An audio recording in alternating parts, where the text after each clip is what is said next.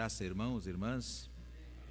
Convido vocês a encontrarem a palavra do Senhor, registrado no Antigo Testamento, o profeta Isaías, no capítulo 58, a leitura do verso 1, seguindo até o verso 12. Profeta Isaías, capítulo 58, verso 1 e seguindo até o verso 12. Isaías 58, verso 1 ao verso 12. Fácil de encontrar. Você encontrou? Amém?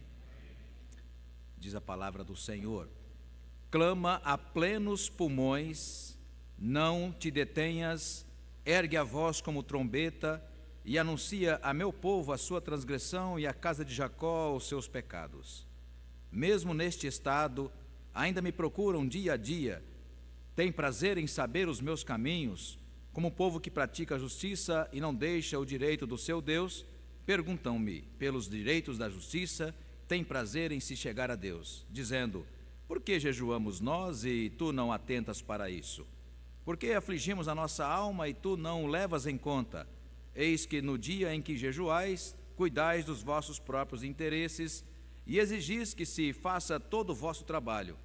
Eis que jejuais para contendas e rixas e para ferides com punho iníquo.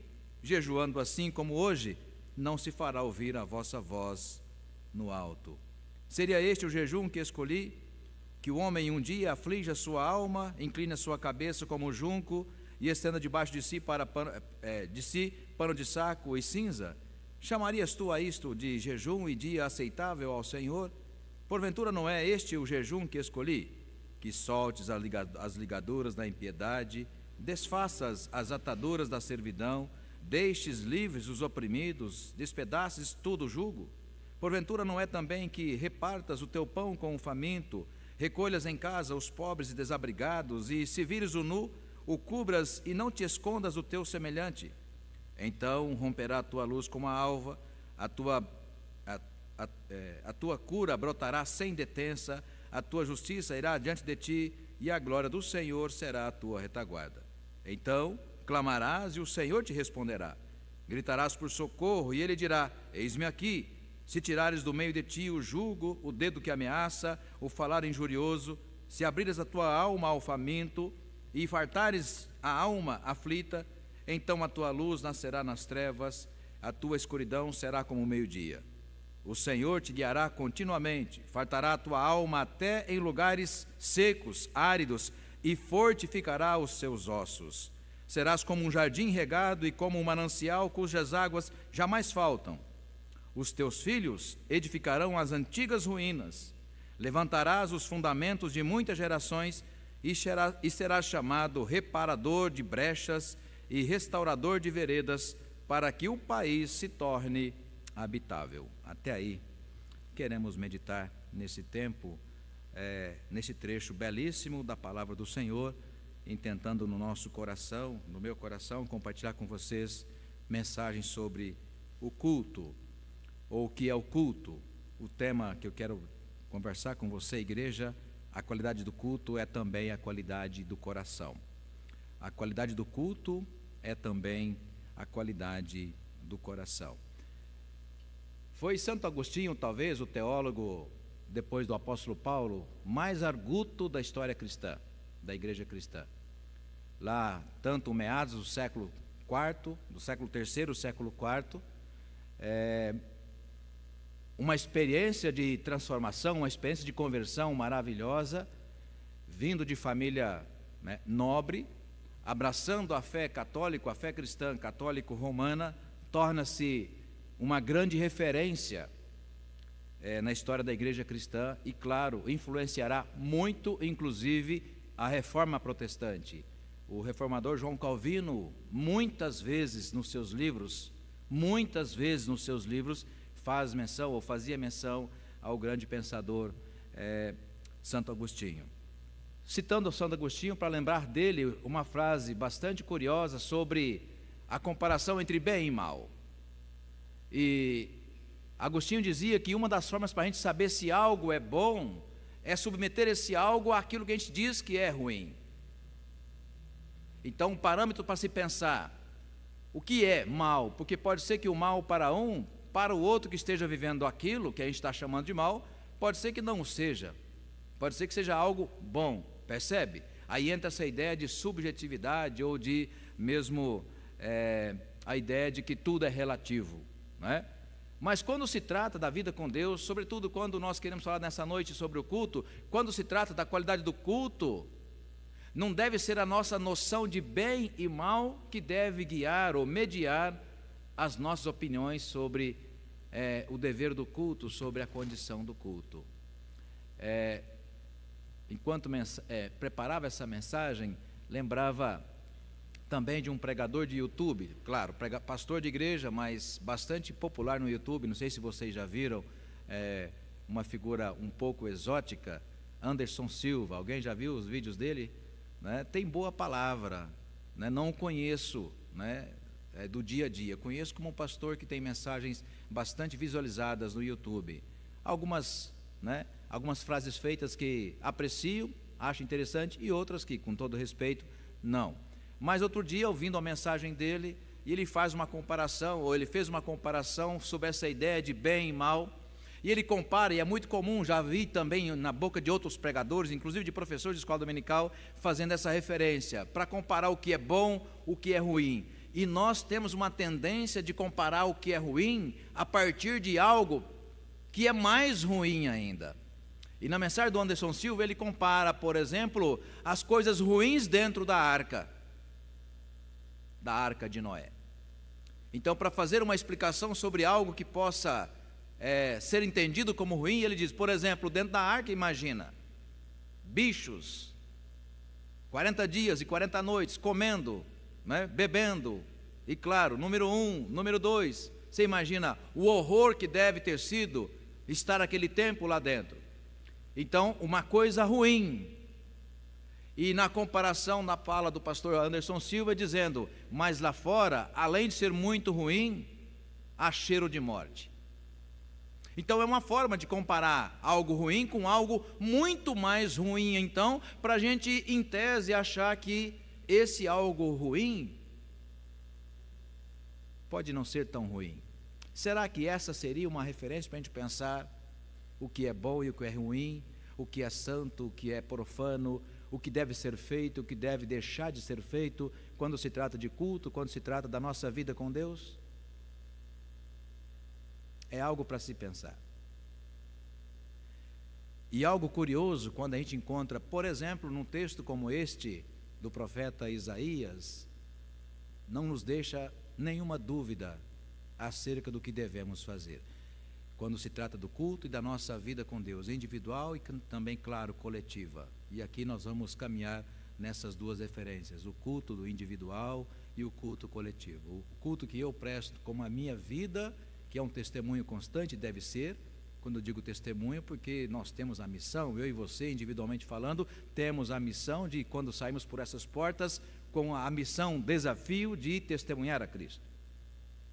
Então, culto individual, por o que pensamos, falamos e fazemos, e culto coletivo quando nós nos reunimos para servir e adorar apenas um só Deus. E quando a gente compara Isaías 58 com as cartas paulinas, sobretudo quando Paulo fala sobre a ação e a função do Espírito Santo na vida do convertido, na vida do crente, então aí que não fica mesmo, seminarista Rafael, então nós estamos lendando no seminário exatamente nesse período sobre essa compreensão sobre o que é bom e o que é mal. De onde veio o mal? Né? O que é o mal em si? Coisa que a gente estuda no seminário, né? Mas também traz para o púlpito. Então a ideia do que é bom e o que é ruim não pode vir das nossas comparações. Aquela frase feita que é uma brincadeira, mas me veio agora, não está anotada no meu esboço. Eu poderia estar roubando, matando. Quem nunca já ouviu essa frase? Então, por não estar roubando, matando, eu posso fazer coisas que também são ruins, mas não tão ruins.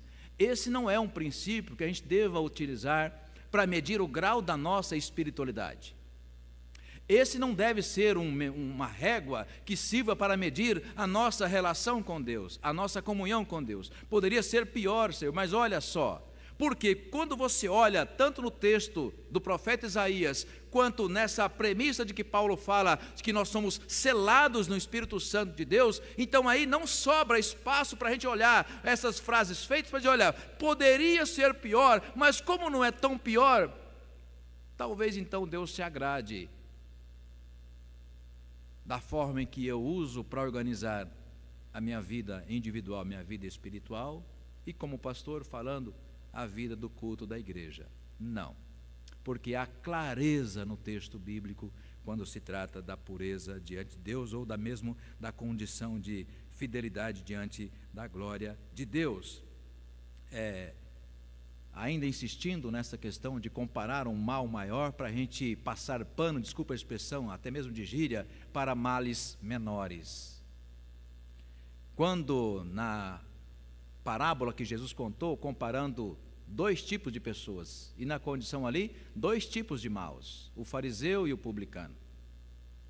Um fariseu, vamos dizer assim, um fazedor de culto, um testemunhador de religião cotidiana.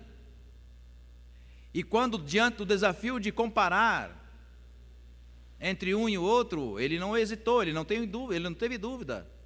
Quando ele olha para o seu contrário, julga e diz, olha, obrigado, Senhor, chega a agradecer, é uma forma de culto, imagina, obrigado, Senhor, porque eu não sou como esse aí. E contrastando aquela vida reprovável do publicano, ele começa a enaltecer as suas próprias qualidades. Dou dízimo, jejuo, diríamos hoje, vou à igreja todo domingo, faço devocional todos os dias na minha casa com os meus filhos, a minha esposa, uma vida religiosa. No entanto, Jesus termina o texto dizendo que lá no final quem sai justificado foi o publicano.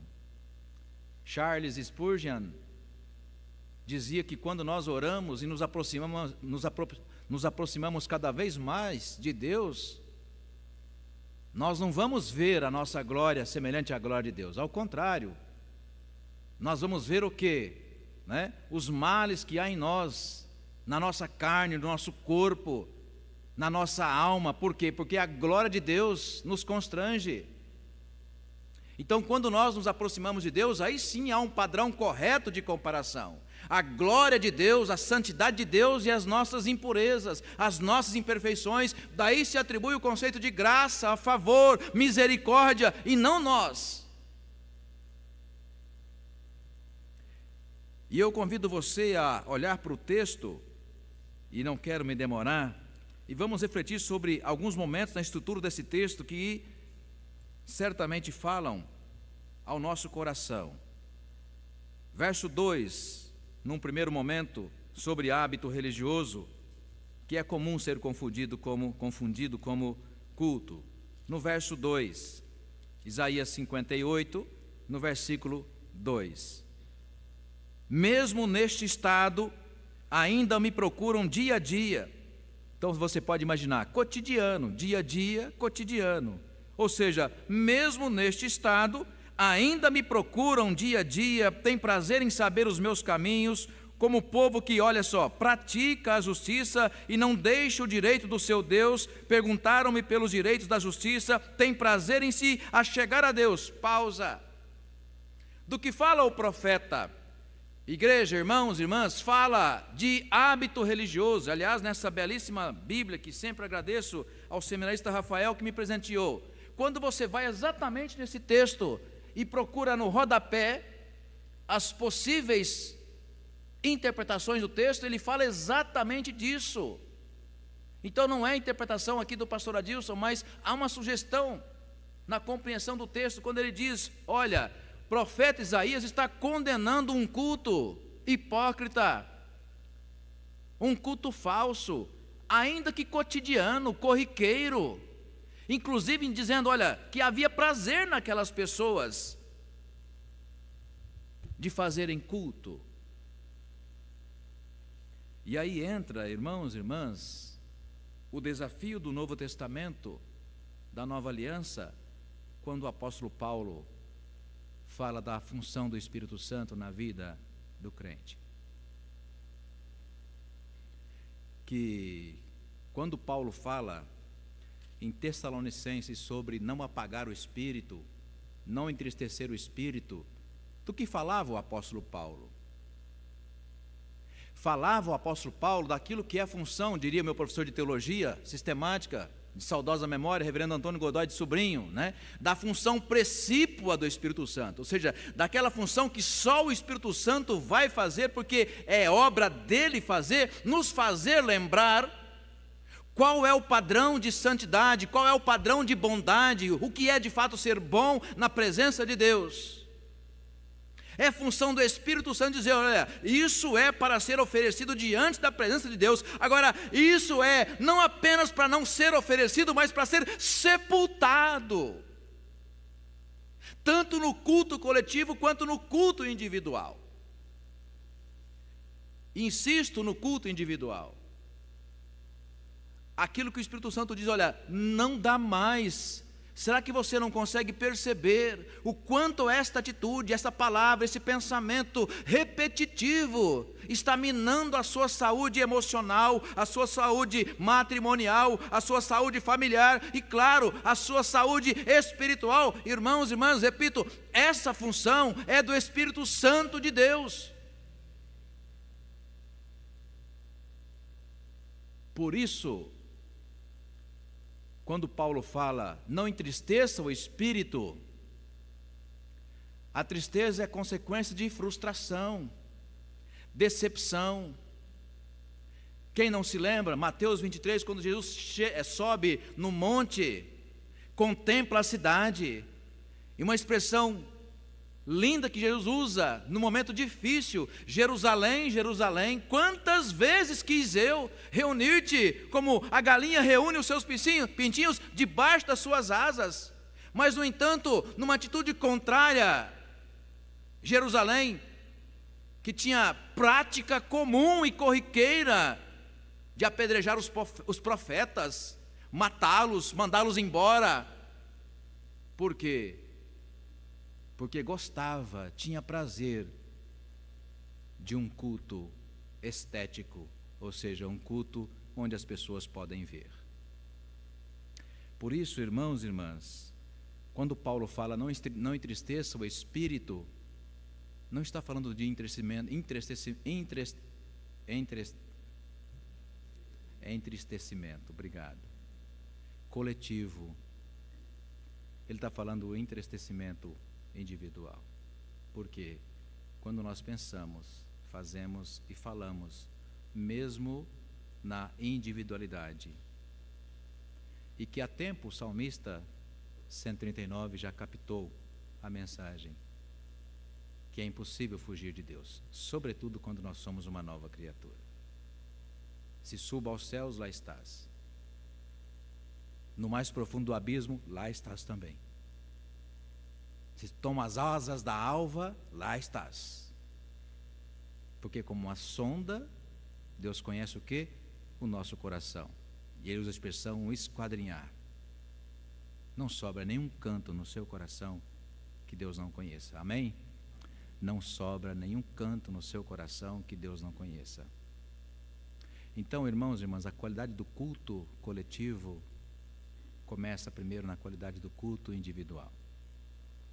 O que cada um de nós está disposto a fazer e como tem feito para viver uma vida de fato de comunhão com Deus. O culto na igreja é reflexo do culto individual.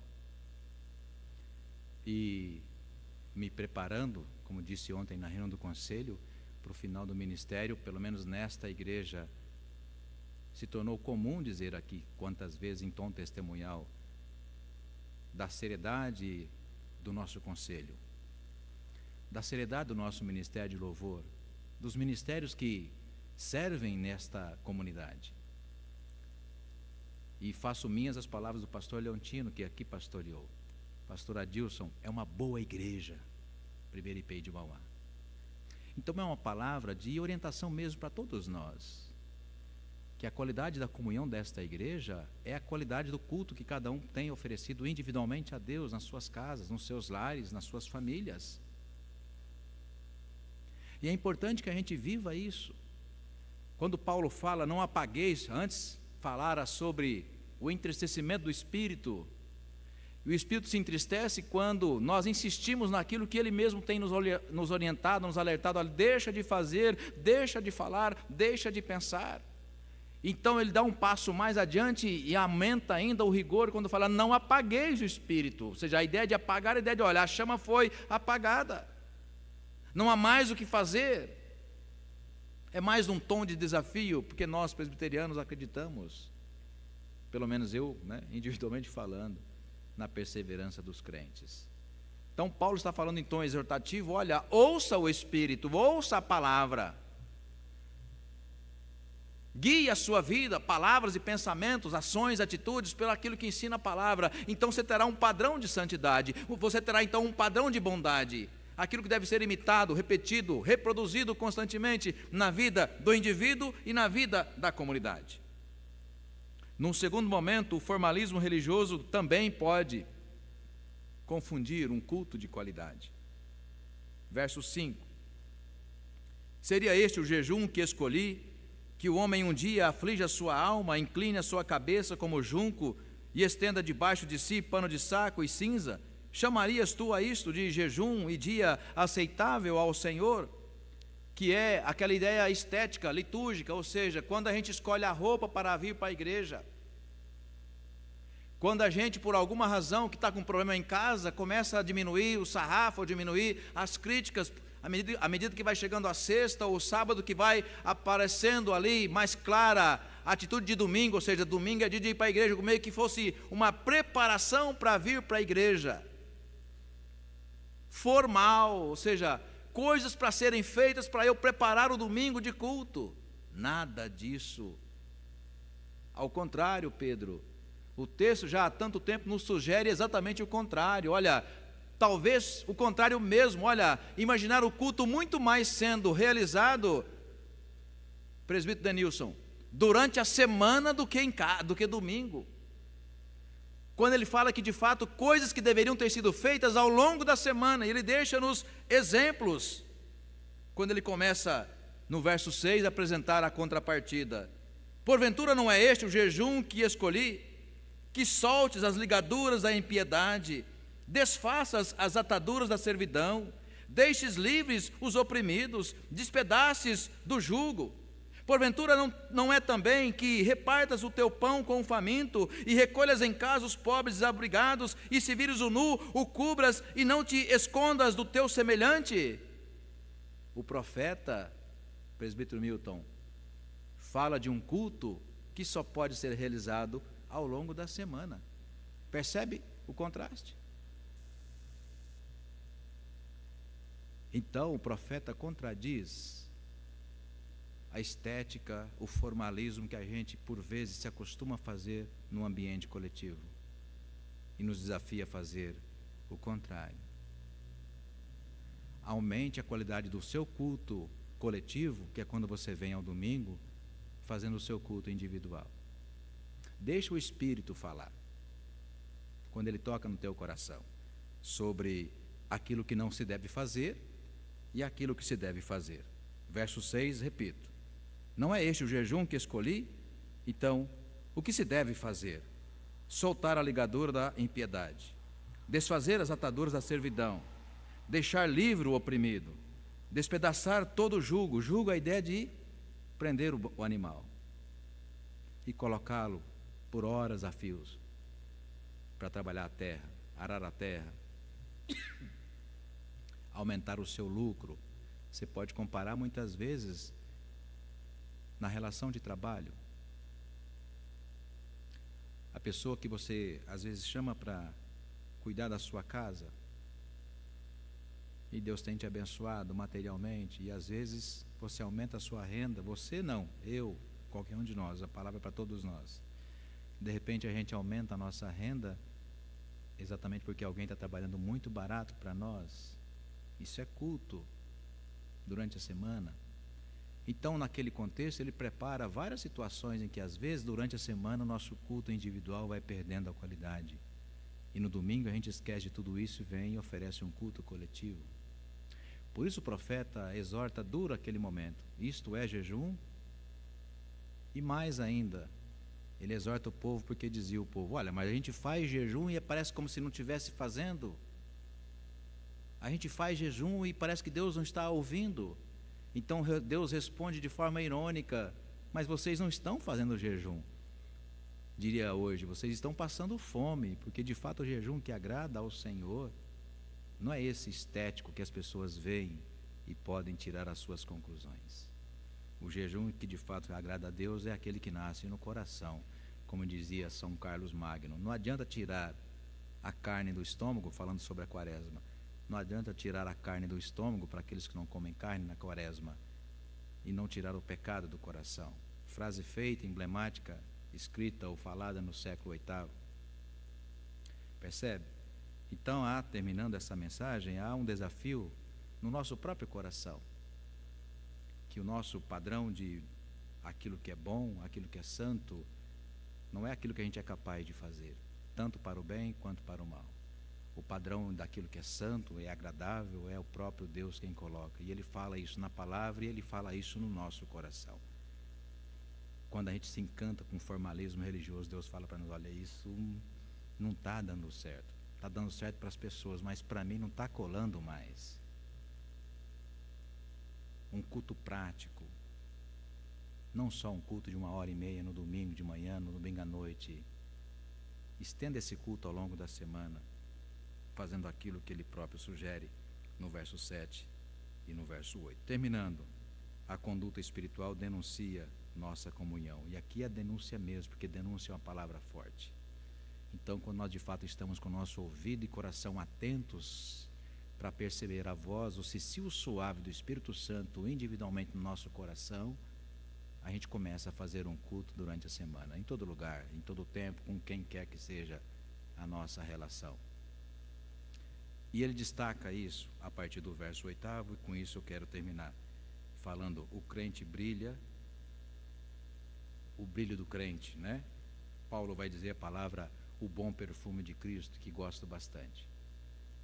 Paulo, presbítero Jaqueline, quando usa essa expressão, eu fico imaginando, que inspiração maravilhosa, porque quando a pessoa passa um perfume, todo mundo percebe.